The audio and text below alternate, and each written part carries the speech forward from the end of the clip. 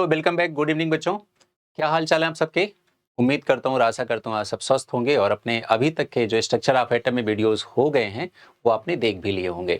तो 7 minutes chemistry के इस यूट्यूब चैनल पे आपका बहुत बहुत स्वागत है। मैं डॉक्टर आदित्य पांडे का chemistry mentor. Structure of atom में आगे बढ़ते हुए अभी तक जो हमने कंप्लीट कर लिया है, तो स्टार्टिंग से हम लोगों ने देखा है कि एटम क्या है, डाल्टन्स की एटॉमिक थियरी के बारे में हमने स्टडी करी, थॉमसन का एटॉमिक मॉडल पढ़ा, रदरफोर्ड का एटॉमिक मॉडल पढ़ा और हमने साथ में एक अल्फा स्कैटरिंग एक्सपेरिमेंट के बारे में भी स्टडी कर ली।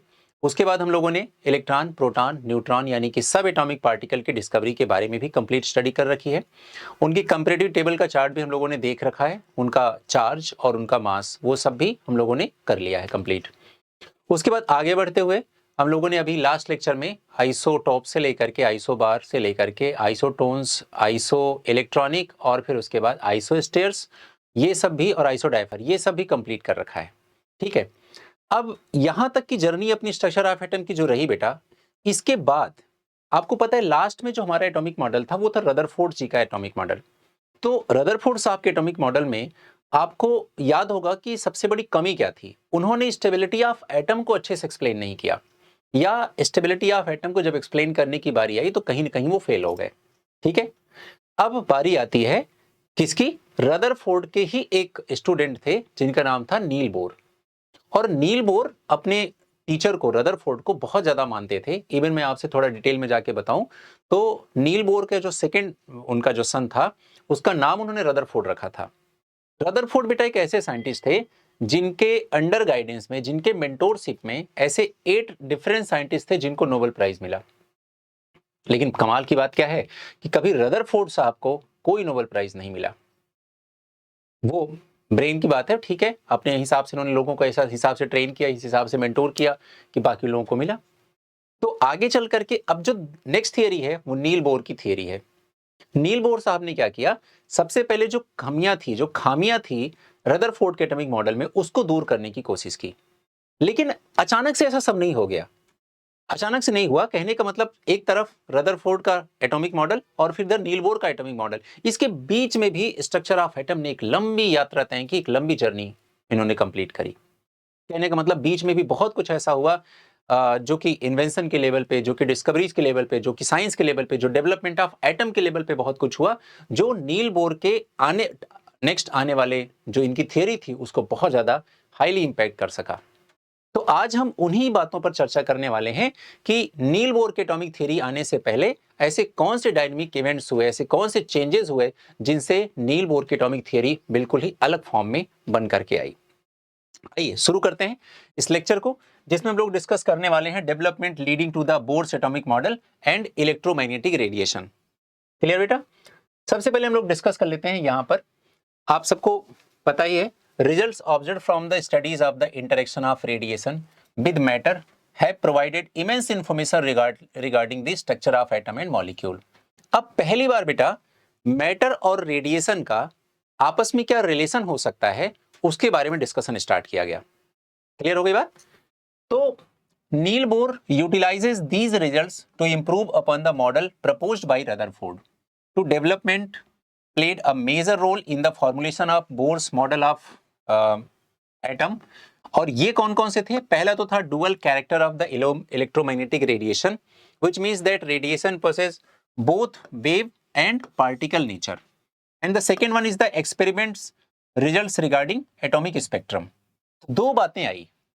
मैंने आपसे क्या कहा, नील बोर की थियरी और रदरफोर्ड की थियरी के बीच में, रदरफोर्ड में जो कमियां थी उनको इंप्रूव करके, उनमें जो कमियां थी उनको सुधार के एक नई थियरी एटम के बारे में प्रोवाइड की नील बोर ने। लेकिन इसके बीच में सबसे बड़ी चीज जो आई वो आई electromagnetic radiation, dual behaviour of spectrum और एटॉमिक स्पेक्ट्रम की स्टडीज।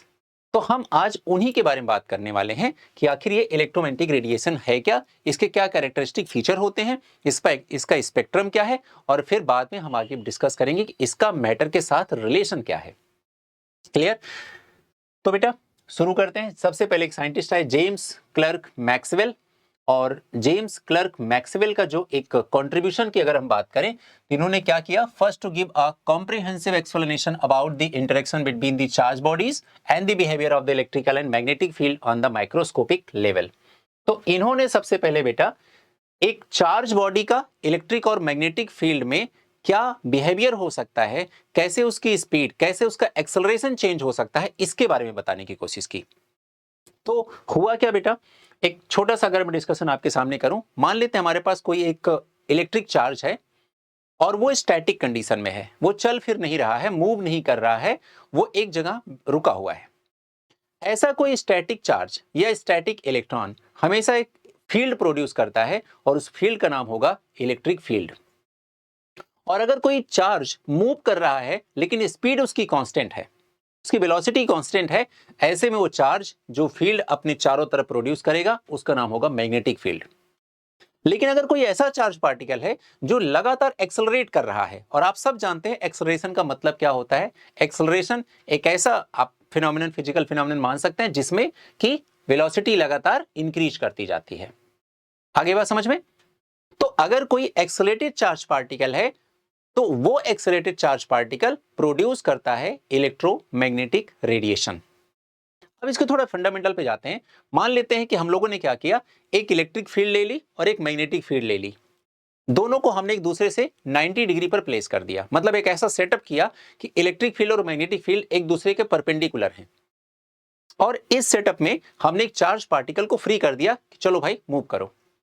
तो ऐसा देखा गया कि वो चार्ज पार्टिकल एक्सेलरेट करने लगा, और ये जो एक्सेलरेटिंग चार्ज पार्टिकल था वो उसकी जो स्पीड थी और उसकी जो मूव करने की डायरेक्शन थी वो इलेक्ट्रिक फील्ड और मैग्नेटिक फील्ड दोनों के परपेंडिकुलर थी। और जब ये रेडिएट करने लगा तो इसने जो भी एनर्जी रेडिएट की, एमिट की, निकाली, उन सब से एक स्पेक्ट्रम बनाया गया, उसका नाम रखा गया इलेक्ट्रोमैग्नेटिक स्पेक्ट्रम। नाम ही इसीलिए पड़ा इलेक्ट्रोमैग्नेटिक स्पेक्ट्रम, क्योंकि इलेक्ट्रो मतलब इलेक्ट्रिक फील्ड, मैग्नेटिक मतलब मैग्नेटिक फील्ड, और स्पेक्ट्रम मतलब होता है एक वाइड रेंज जहां पर डिफरेंट डिफरेंट प्रॉपर्टीज वाले सब एक साथ आ सके। तो रेडिएशन, कई सारे रेडिएशन एक साथ अगर हम एक ही जगह लिखने के स्केल पे लिखने की कोशिश करें तो वो इलेक्ट्रोमैग्नेटिक रेडिएशन के नाम से जाना जाएगा। ठीक है, सेकेंड पॉइंट देखते हैं। पहला तो हो गया कि interaction between the charge bodies and the behaviour of electric and magnetic field on macroscopic level, ताकि हम ऑब्जर्व कर पाए। माइक्रोस्कोपिक मतलब वो है जहां हमें माइक्रोस्कोप की हेल्प लेनी पड़े। मैक्रोस्कोपिक मतलब हम ऐसे अपनी आंखों से आसानी से उसे देख सकते हैं, उसे हम फील कर सकते हैं कि हाँ ऐसा कुछ हुआ है यहाँ पर।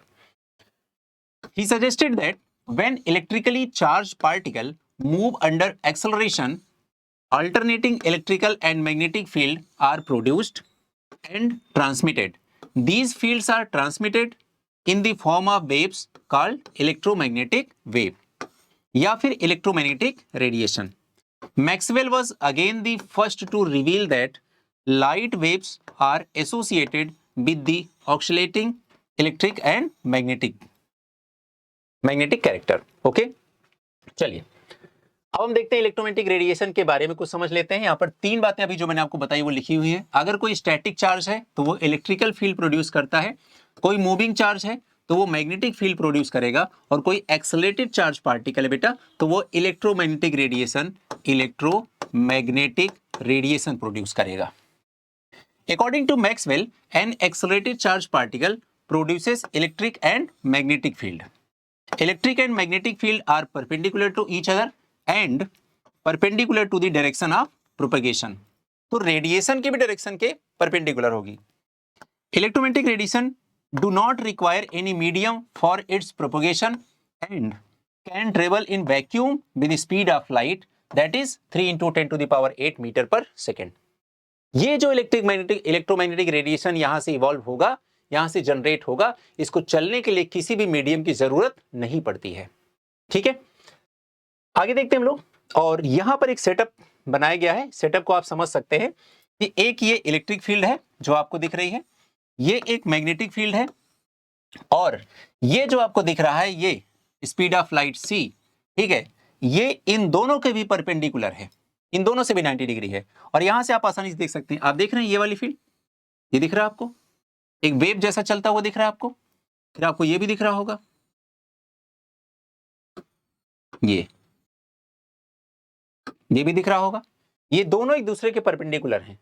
तो इलेक्ट्रिक फील्ड और मैग्नेटिक फील्ड एक दूसरे के परपेंडिकुलर हैं, और ये एक्सेलरेटेड चार्ज पार्टिकल जो कि प्रोड्यूस कर रहा है, जो कि इलेक्ट्रोमैग्नेटिक रेडिएशन एमिट कर रहा है, वो इन दोनों के भी परपेंडिकुलर है।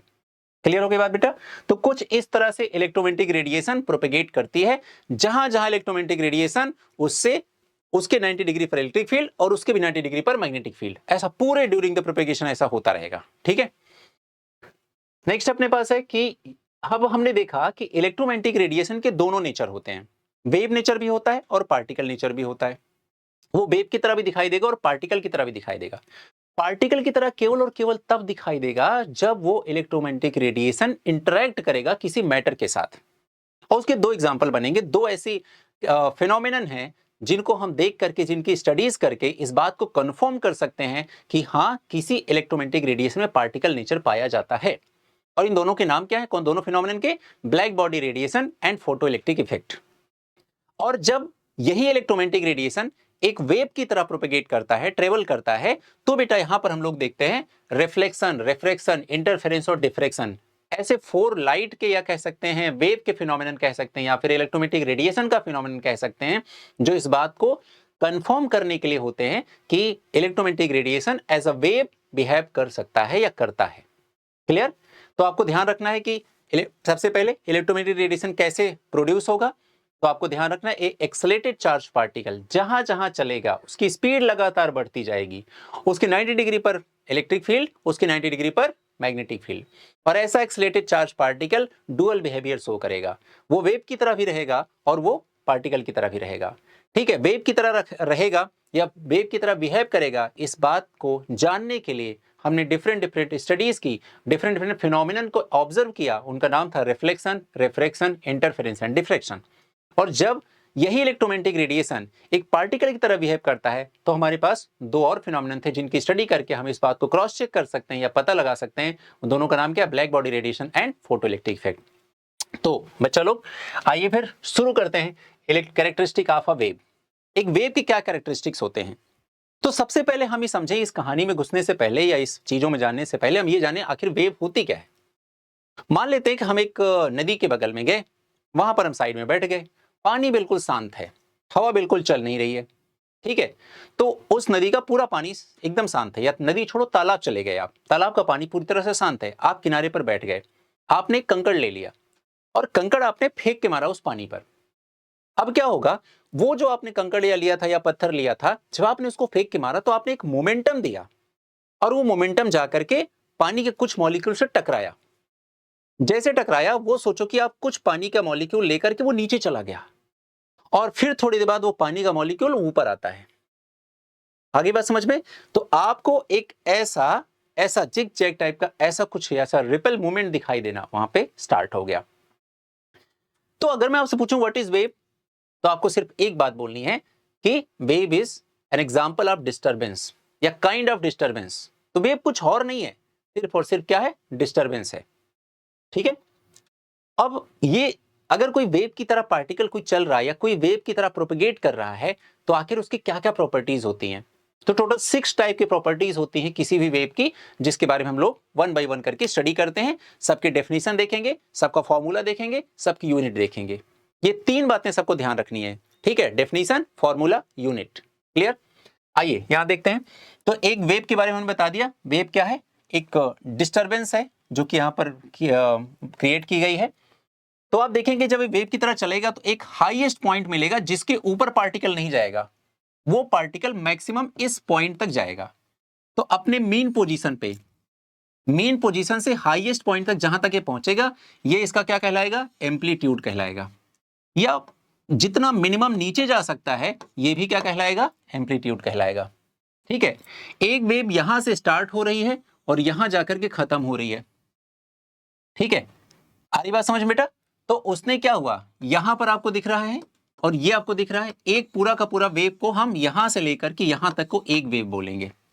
ठीक है, यहां तक हो गई। अब देखो एम्पलीट्यूड क्या है? Maximum displacement of a point on a wave away from its undisturbed position या फिर मीन पोजीशन। वेवलेंथ क्या होती है बेटा? Distance between a point on wave to the equivalent point on the adjacent wave. कहने का मतलब, जैसे मान लेते हैं एक वेव यहां से यहां तक है, इसका ये पॉइंट से लेकर के एक दूसरे वेव के सेम पॉइंट तक, कहने मतलब यहां से लेकर के यहां तक के पॉइंट को क्या, डिस्टेंस को क्या बोलेंगे? वेवलेंथ बोलेंगे। ठीक है, चलिए अब वन बाय वन करके देखते हैं हम लोग। सबसे पहले वेवलेंथ का ही डिस्कशन कर लेते हैं, ठीक है। तो यहां पर लिखा है distance between two successive crest or two successive trough, ठीक है। तो ये बेटा देखो यहां ये क्रस्ट है, ठीक है, और फिर उसके बाद ये दूसरा क्रस्ट है। तो यहां से यहां तक की डिस्टेंस को हम लोग क्या बोलेंगे, वेवलेंथ, ठीक है। या फिर अगर ऐसा नहीं करना है तो हम ये कह सकते हैं कि दो ट्रफ के बीच की डिस्टेंस जो होती है ये भी वेवलेंथ होती है। क्लियर? ये ध्यान रखना है, दो सक्सेसिव वेव, एक के बाद एक बनने वाले वेव, इसका जो पीक पॉइंट है, इसका जो पीक पॉइंट है, दोनों के बीच की दूरी वेवलेंथ कहलाएगी, ठीक है। अब बात आती है कि वेवलेंथ एक्चुअल में है तो बेटा डिस्टेंस ही है ना, तो इसकी भी यूनिट क्या हो जाएगी, इसकी यूनिट हो जाएगी, कोई भी डिस्टेंस की यूनिट उठा लो, मीटर हो गया, सेंटीमीटर हो गया, एंगस्ट्रॉम हो गया, पिकोमीटर हो गया, फर्मी हो गया, कुछ भी ऐसा उठा लो। In general metre, centimetre, angstrom या फिर नैनोमीटर, इनमें हम वेवलेंथ को मेजर करते हैं। अब इसमें आपस में रिलेशन भी पता होना चाहिए। तो हम सबको पता होगा बेटा कि अगर मैं बात करूं 1 माइक्रोमीटर, इसका मतलब होता है 10 to the power -6 metre. 1 nanometre 10 to the power -9 metre. 1 angstrom is equal to 10 to the power -10 metre. 1 picometre is equal to 10 to the power -12 metre. ये बात ध्यान रखना है, ठीक है। और बाकी आपको पता ही है 1 centimetre is equal to 10 to the power -2 metre. Clear? इन कन्वर्जन्स की जरूरत पड़ेगी आपको क्वेश्चन सॉल्व करते समय, तो ये पहले से आप नोट करके रखिएगा। वैसे अगर मैं बात करूं एग्जाम की, तो एग्जाम में तो गिवन होता है, अगर नहीं भी गिवन होता है तो बेसिक इन्फॉर्मेशन हमारे पास होनी ही चाहिए। अगला बेटा wave number. Wave number is the reciprocal of wavelength, ठीक है। तो वेव नंबर को हम लोग किसे रिप्रेजेंट करते हैं, न्यू बार से। ऊपर देखो बार लगा हुआ है, न्यू बार से इज इक्वल टू क्या हो जाएगा, 1 बाई लेमडा, ठीक है। लेमडा क्या है, वेवलेंथ। तो ये तो हो गया इसकी डेफिनेशन, ये हो गया इसका फॉर्मूला। अब बात आती है यूनिट क्या होगी, 1 बाई लेमडा, यानी कि 1 अपॉन डिस्टेंस की यूनिट, और डिस्टेंस की यूनिट आप सबको पता है। बताओ इसका अगर मीटर, अगर वेवलेंथ में मीटर में लिखूं तो यूनिट क्या हो जाएगी, मीटर इनवर्स, या फिर क्या हो जाएगी, सेंटीमीटर इनवर्स, या फिर क्या हो जाएगी, एंगस्ट्रॉम इनवर्स, ठीक है, या फिर क्या हो जाएगी, नैनोमीटर इनवर्स। ऐसा कोई भी डिस्टेंस की यूनिट जहां जो इतनी यहां लिखी है, किसी का भी इनवर्स। और डायमेंशन क्या हो जाएगी, L-1, इसकी डायमेंशन क्या हो जाएगी, कैपिटल L, बस। क्लियर? अब देखो एक क्वेश्चन हम लोग कर लेते हैं, एनसीईआरटी एग्जाम्पलर का क्वेश्चन है। यहां पूछा गया a hypothetical electromagnetic wave is shown in figure, find out the wavelength of the radiation. अब आप देखना बेटा, मुझे पता है वेवलेंथ, वो मुझसे क्वेश्चन में पूछ रहा है, तो वेवलेंथ इस पीक से लेकर के इस पीक तक की डिस्टेंस को हम बोलते हैं वेवलेंथ। यहां से लेकर के यहां तक की डिस्टेंस वेवलेंथ कहलाएगी। अब हमें देखना है कि यहां पर देखो एक पार्ट ये एग्जैक्टली ये जितना होगा उतना ही इसका हाफ होगा, ऐसे उतना ही ये होगा, और फिर उतना ही ये होगा। कहने मतलब यहां से यहां तक की डिस्टेंस को हम 4 इक्वल हाफ में डिवाइड कर सकते हैं। एक का मतलब 1/4 का यहां पर एग्जैक्ट वैल्यू दी गई है 2.16। तो अगर 2.16 2.16 2.16 2.16, तो वेवलेंथ कितनी हो जाएगी बेटा, 4 इंटू 2.16 एंगस्ट्रॉम, सॉरी पिकोमीटर, क्योंकि यूनिट इसमें पिकोमीटर में गिवन है। बस ये आपका आंसर हो जाएगा, ठीक है ना। आ गया अगला क्वेश्चन है, अगला पॉइंट है यहाँ पर, व्हाट इज फ्रीक्वेंसी। फ्रीक्वेंसी क्या होती है बेटा, आइए देखते हैं। पहली बात तो फ्रीक्वेंसी को ऐसे समझ लेते हैं, पहले नॉर्मली समझ लेते हैं, मैं आपको समझा दूं। मान लेते हैं ना कि हम फैन खरीदने गए, पंखा खरीदने गए, मार्केट पहुंच गए, ठीक है। अब मार्केट में जो भैया थे जो दिखा रहे थे, उन्होंने बोला कि हमारे पास भैया 2 पंखे हैं, ठीक है। एक है जो 100 आरपीएम आपको प्रोवाइड करेगा, एक है जो 50 आरपीएम प्रोवाइड करेगा। 100 आरपीएम का मतलब क्या हुआ, 100 रिवॉल्यूशन पर मिनट, ठीक है। इसका मतलब कि 1 मिनट में वो 100 चक्कर लगा लेगा, और दूसरा पंखा 1 मिनट में 50 चक्कर लगा लेगा, ठीक है। अब मान लेते हैं बेटा कि मेरे पास एक सेकेंड रुक जाइएगा, अपने पास एक कोई ऐसा नोट्स है ना, ऐसा कुछ पंखा है, मान लेते हैं हाथ झलने वाला पंखा है। अब मैं ऐसे ऐसे कर रहा हूं हवा, और ऐसे ऐसे हवा कर रहा हूं, तो मैंने क्या कर दिया, एक टाइम पीरियड में नंबर ऑफ रिवोल्यूशन बढ़ा दिए, तो मुझे तेज हवा लगने लगी। धीरे धीरे नंबर ऑफ रिवोल्यूशन कम है, पर यूनिट टाइम कम हवा लग रही है। तो क्या सीखा हमने, क्या समझा हमने, ये सीखा कि जिस पंखे में नंबर ऑफ रिवोल्यूशन ज्यादा होंगे पर यूनिट टाइम, वो पंखा तेज हवा देगा। अब अगर ये बात आप एज अ फिजिक्स के स्टूडेंट या केमिस्ट्री के स्टूडेंट आप जानते हैं, तो जब आप जाएंगे तो आप कौन सा पंखा चुनेंगे अपने लिए, कौन सा फैन खरीद के लेके आएंगे? जो 100 आरपीएम वाला होगा। इवन आप उससे पूछेंगे भैया इससे ऊपर भी कुछ है क्या, कोई 150 कोई 200 आरपीएम वाला भी है क्या जो 1 मिनट में 200 चक्कर लगा ले, तो और तेज हवा देगा। तो अब आपको थोड़ा थोड़ा समझ में आ गया फ्रीक्वेंसी का मतलब क्या होता है। किसी भी टाइम का रिपीटेशन, किसी भी वर्क का repetition in a given time interval, this is known as the frequency. जैसे आप कहीं के चक्कर लगाने लगे, किसी गली के चक्कर लगाने लगे, ठीक है, दिन में 4 बार आ रहे हैं जा रहे हैं, तो यही तो मतलब हुआ ना कि आपका उस गली में आना जाना कुछ ज्यादा हो रहा है, तो आपकी फ्रीक्वेंसी बढ़ गई है, जाहिर सी बात है। बस इतना समझना है और कुछ नहीं इसमें।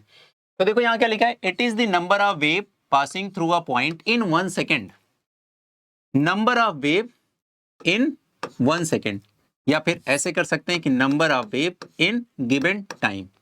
ठीक है, यही है आपकी फ्रीक्वेंसी, और इसको म्यू से रिप्रेजेंट करते हैं, केवल म्यू से। अब देखो नंबर की तो कोई यूनिट होती नहीं बेटा, टाइम की यूनिट होती है, in a given second, in a given time interval, तो इसकी तो यूनिट होती है। तो इसकी यूनिट क्या हो जाएगी बेटा, इसकी यूनिट हो जाएगी 1/सेकेंड, या फिर हो जाएगी सेकेंड इनवर्स, और या फिर हो जाएगी हर्ट्ज। हर्ट्ज उन साइंटिस्ट का नाम था जिन्होंने फ्रीक्वेंसी के बारे में समझाया था, तो पहली यूनिट उन्हीं के नाम पे एक रखी गई। तो हर्ट्ज इसकी एसआई यूनिट है जो कि रिप्रेजेंट करती है सेकेंड इनवर्स को। बाकी और भी यूनिट हो सकती हैं, है ना, कोई भी ऐसा टाइम का कोई भी इनवर्स कर दो, तो मिनट इनवर्स कर सकते हैं, आर इनवर्स कर सकते हैं, ठीक है, कोई भी जो टाइम का इनवर्स कर लो। अब आते हैं नेक्स्ट स्पीड पे। ठीक है, स्पीड क्या होती है बेटा, it is the distance covered by a wave in 1 second. 1 second में कोई वेव कितनी डिस्टेंस कवर करती है वही कहलाएगा। ठीक है, अब यहां पर v is equal to n lambda, हाँ यहां पर ये भी कर सकते हैं v is equal to n lambda. ठीक है, एक फॉर्मूला स्पीड का ये भी हो जाएगा। ठीक है, यहां पर एन लेमडा या फिर न्यू लेमडा भी कर सकते हैं। ठीक है, स्पीड इज इक्वल टू, ये क्या है बेटा, फ्रीक्वेंसी, और ये क्या है, लेमडा वेवलेंथ। ठीक है, वेवलेंथ, तो ये भी हो सकता है। क्लियर, तो ये ध्यान रखना है। तो ये फॉर्मूला भी हम लोगों ने बना लिया। अब हम आते हैं एम्पलीट्यूड क्या होता है। एम्पलीट्यूड मैंने बता दिया, मेन पोजीशन से मैक्सिमम डिस्प्लेसमेंट, या फिर नीचे जाकर के वो भी मैक्सिमम डिस्प्लेसमेंट। ठीक है, तो ये बात ध्यान रखनी है, this is the maximum displacement of a wave from its mean position, और height of the crest or the trough. तो क्रस्ट या ट्रफ की हाइट, जैसे ये वेव बना दी मैंने, तो ये जो हाइट है क्रस्ट की, ये जो हाइट है ट्रफ की, यही एम्पलीट्यूड कहलाएगी। एम्पलीट्यूड एक तरह से डिस्टेंस ही तो मेजर कर रहे हैं, तो जितनी भी डिस्टेंस की यूनिट होगी, सेंटीमीटर, मीटर, एंगस्ट्रॉम, पिकोमीटर, ये सब के सब इसकी यूनिट बन जाएंगी। क्लियर, फिर उसके बाद आता है टाइम पीरियड। ठीक है, टाइम पीरियड क्या होता है, एक वेव को कंप्लीट होने में लगा समय, this is the time period. ठीक है, तो इस तरह से आपके सारी चीजें कंप्लीट हो गई।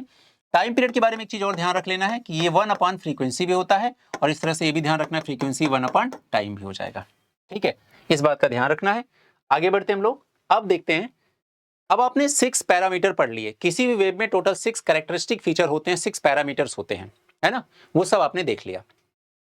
अब ऐसी ही हमारी इलेक्ट्रोमैग्नेटिक वेव या इलेक्ट्रोमैग्नेटिक रेडिएशन जब प्रोपेगेट करेगी, क्योंकि मैंने बोला स्पेक्ट्रम, मैंने हमेशा कहा स्पेक्ट्रम का मतलब क्या होता है बेटा, जिसमें कई छोटे छोटे छोटे छोटे सेगमेंट्स होंगे। तो इलेक्ट्रोमैग्नेटिक रेडिएशन जब प्रोपेगेट करेगा तो उसमें भी कई सारे सेगमेंट होते हैं। ठीक है, कौन कौन से होते हैं, देखिए यहां पर गामा रेज है, एक्स रेज है, अल्ट्रावायलेट रेज है, और फिर देखो विजिबल लाइट है, इंफ्रारेड रेज है, माइक्रोवेव है, रेडियो या टीवी वेव है, और लॉन्ग रेडियो वेव है। इसे शॉर्ट रेडियो, इसे लॉन्ग रेडियो भी बोल सकते हैं। अब इसको याद कैसे किया जाए, पहले बात, ये जो स्पेक्ट्रम बना ये किस बिहाफ पे बनाया गया, मैंने क्या चल रहा था। ठीक है, तो इस बात का पहले ध्यान रखें। ये जो दिख रहा है आपको, ये वेवलेंथ के इंक्रीजिंग ऑर्डर में बनाया गया है। ठीक है, या फिर हम यूं कह सकते हैं कि फ्रीक्वेंसी के डिक्रीजिंग ऑर्डर में बनाया गया है। क्लियर, आप देख सकते हैं यहां पर फ्रीक्वेंसी की वैल्यू कितनी है, 10⁻24, और लास्ट में कितना हो गया, 10⁻2। तो फ्रीक्वेंसी लगातार कम होती जा रही है और वेवलेंथ लगातार बढ़ती जा रही है। ठीक है, तो अब फॉर्मूला ध्यान रखिए, frequency is equal to c by lambda. ठीक है, या वही है speed of light is equal to frequency into wavelength, या फिर frequency is equal to speed of light divide by wavelength, एक ही बात है। ठीक है, तो यहां पर हम देख पा रहे हैं बेटा कि फ्रीक्वेंसी और वेवलेंथ एक दूसरे के इनवर्सली प्रोपोर्शनल होते हैं। अगर वेवलेंथ इंक्रीज करेगी तो फ्रीक्वेंसी को तो डिक्रीज करना ही पड़ेगा बेटा। और वही यहां पर हो रहा है कि ये पूरा का पूरा जो स्पेक्ट्रम है वो वेवलेंथ के इंक्रीजिंग और फ्रीक्वेंसी के डिक्रीजिंग ऑर्डर में बनाया गया है। क्लियर हो गई बात बेटा? ठीक है, डन। तो ये यहां तक पूरा कंप्लीट हो गया। अब सवाल है कि इसको हम याद कैसे करें। ठीक है, आप देखिए यहां पर बेटा क्या विजिबल लाइट है। विजिबल लाइट में क्या क्या कंपोनेंट आते हैं, ये है ना, बिग व्यूअर आते हैं। ठीक है, अब आप देखिए यहां पर क्या है, वायलेट। वायलेट से पहले क्या आएगा, अल्ट्रा वायलेट। और यहां पर क्या है, रेड। रेड के बाद क्या आएगा, इंफ्रारेड। तो ऐसा हमारे पास तीन तो हमें याद हो गए। ठीक है, बिग व्यूअर हम सबको याद रहता है ना, इसी से तो बेटा इंद्रधनुष भी बनता है। ठीक है, तो ये 7 कलर जो हैं, ये 7 विजिबल कलर हैं। इसमें पहला है वायलेट, वायलेट से पहले अल्ट्रा वायलेट, और सबसे लास्ट कलर है रेड, रेड के बाद इंफ्रारेड। तो तीन तो ये हो गए। ठीक है, और इससे पहले एक्स रेज, उससे पहले गामा रेज। ठीक है, और इंफ्रारेड के बाद माइक्रोवेव। माइक्रोवेव वही जो माइक्रोवेव अवन अपन घरों में इस्तेमाल करते हैं, है ना, तो वही है, उसमें उस अवन में माइक्रोवेव का ही यूज होता है। रेडियो वेव आप सब जानते हैं, घरों में हम लोग रेडियो का इस्तेमाल करते हैं, एफएम वगैरह सुनते रहते हैं, उसमें रेडियो वेव यूज होती है। एक्स रेज भी हम सब जानते हैं। ठीक है, कहीं कहीं किसी का बोन वगैरह ब्रेक हो गया, फ्रैक्चर हो गया, या फिर कुछ ऐसा पता करना है कि चेस्ट में कहीं कुछ फ्लूइड एक्यूमुलेट तो नहीं हो गया है, तो फिर एक्सरे कराते हैं हम लोग, है ना, तो एक्सरे वहां यूज कर लेते हैं। गामा रेज एक जस्ट काइंड ऑफ एनर्जी है, ठीक है, जिसका कि रेडियो एक्टिविटी में यूज होगा, इधर तो कुछ खास नहीं। हालांकि गामा रेज का भी यूज करते हैं, कैंसर सेल को डिस्ट्रॉय करने में यूज करते हैं। ठीक है, और उसके बाद फिर अल्ट्रावायलेट रेज, आपने अल्ट्रावायलेट रेज से प्रोटेक्ट करने वाले, आंखों को प्रोटेक्ट करने वाले ऐसे स्पेक्स वगैरह, गॉगल वगैरह देखे होंगे कि हाँ इनका भी यूज होता है ना। तो वो जो ग्लासेस आते हैं वो प्रॉपर बताया जाता है कि यूवी रेज से प्रोटेक्ट करेंगे। ठीक है, वो उनके बारे में भी आपने सुन रखा है। ठीक है, इंफ्रारेड भी एक बहुत देख ही रहे हैं कि हाई वेवलेंथ की एक तरह से इलेक्ट्रोमैग्नेटिक स्पेक्ट्रम हो गया। ठीक है, तो कुल मिला के इनकी प्रॉपर्टीज जानते रहें। अब इसमें एक और चीज ध्यान रखना है, ये जो हमारी विजिबल रेंज है बेटा, विजिबल रेंज है जो हमारी, जो हमें दिखाई देगा, इससे पहले और इसके बाद वाले दिखाई नहीं देंगे हमें। ठीक है, केवल ये दिखाई देगा, कलर स्पेक्ट्रम है ये। तो इसके बारे में ध्यान रखना है कि इसके जो वेवलेंथ की रेंज होती है, इन जनरल में इसे बता दे रहा हूं, 4000 एंगस्ट्रॉम से लेकर के 7000 एंगस्ट्रॉम तक। बहुत बहुत जनरल मैंने लिखा है ना, एग्जैक्ट डेटा नहीं लिखा है, बस आपको एक छोटा सा रफ आइडिया लग जाए कि 4000 से 7000 की रेंज अगर वेवलेंथ की हो तो ये विजिबल रेंज में आती है। ठीक है, इस तरह से आपका इलेक्ट्रोमैग्नेटिक स्पेक्ट्रम कंप्लीट हो गया।